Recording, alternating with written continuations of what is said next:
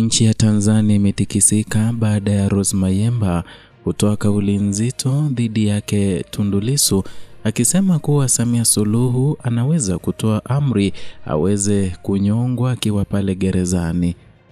Ujambo na karibu kwa taarifa zetu za Kenyascope, na tafadhali kumbuka kusubscribe. Leo tunazungumzia hali tete inayotikisa mkoa wa Njombe na taifa nzima la Tanzania baada ya kauli kali kutolewa na mwenyekiti wa Chadema mkoani humo kwa jina Bi Rose Mayemba.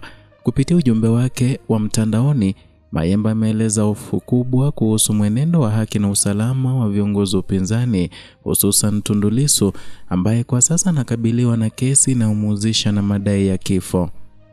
Katika taarifa hiyo, Mayemba alionyesha wasiwasi wake mkubwa kuhusu uwezekano wa kesi hiyo kuathiriwa na mamlaka ya juu, hasa akieleza hofu kwamba kuna uwezekano wa kushinikizwa kwa hukumu kali kama kunyongwa, ambayo inaweza kutolewa si kwa msingi wa sheria bali kwa sababu za kisiasa zinazoshurutishwa naye Samia Suluhu. Kauli hiyo imechochea mijadala mikali mitandaoni, huku wananchi na wafuasi wa vyama mbalimbali vya kisiasa wakitafakari kwa kina mustakabali wa mfumo wa haki nchini. Ingawa hakumtaja kwa jina kiongozi anayemhusisha na hali hiyo, ujumbe wa Mayemba umeeleweka na wengi kama tahadhari na umlenga mmoja wa viongozi wa serikalini. Na katika hali ya kisiasa inayozidi kuwa na mvutano, ujumbe umeonekana kama mwamsho wa Watanzania kuhusu kile kinachoendelea nyuma ya pazia na utawala wa uendeshaji wa kesi zinazowakabili wapinzani wa serikali.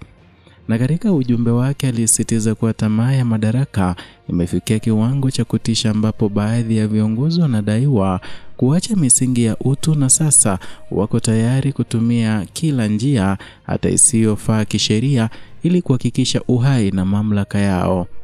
Taarifa hiyo inasisitiza kuwa mfumo wa haki hauko salama ikiwa utaendelea kuruhusu ushawishi wa kisiasa ndani ya mahakama. Mayemba pia ametumia nafasi hiyo kuhimiza umoja, mshikamano na maombi miongoni mwa Watanzania, akisisitiza umuhimu wa kulinda maisha ya kila mwananchi, hasa wale wanaojihusisha na siasa za upinzani.